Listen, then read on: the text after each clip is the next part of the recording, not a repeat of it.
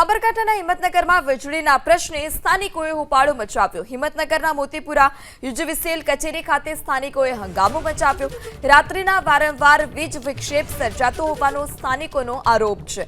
મેન્ટેનન્સના નામે આખો દિવસ વીજ કાપ બાદ પણ અન્ય દિવસોમાં પણ વીજ વિક્ષેપ થઈ રહ્યો છે, જેને લઈ યુજીવીસીએલના મહિલા કર્મચારીની સ્થાનિકોની રજૂઆતથી ગુસ્સે પણ થયા હતા।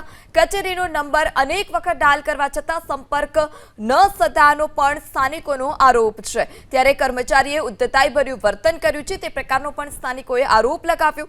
સ્થાનિકોના હોબાળાના પગલે યુજીવીસીએલ કચેરીએ ચુસ્ત પોલીસ બંદોબસ્ત પણ ગોઠવી દેવામાં આવ્યો છે।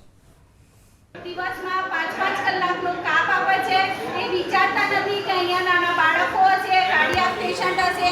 મારા ઘરમાં ખુદના કાર્ડિયાક પેશન્ટ છે, સોસાયટીમાં ઘણા કેટલી વાર રિક્વેસ્ટ કરી તો બી એ સાંભળતા નથી। કંઈ કહેવામાં આવતું નથી કે એમનો ફોન એવરી ટાઈમ એંગેજ આવે છે અને જીઈબીમાં કોઈ કોલ લેવા કે કોઈ જવાબદારી લેવા સક્ષમ વ્યક્તિ જ નથી। એ વ્યક્તિ તરીકે રોંગ પર્સન છે। ફોન કરતા તમને શું જવાબ મળે છે? કોઈ જવાબ મળતો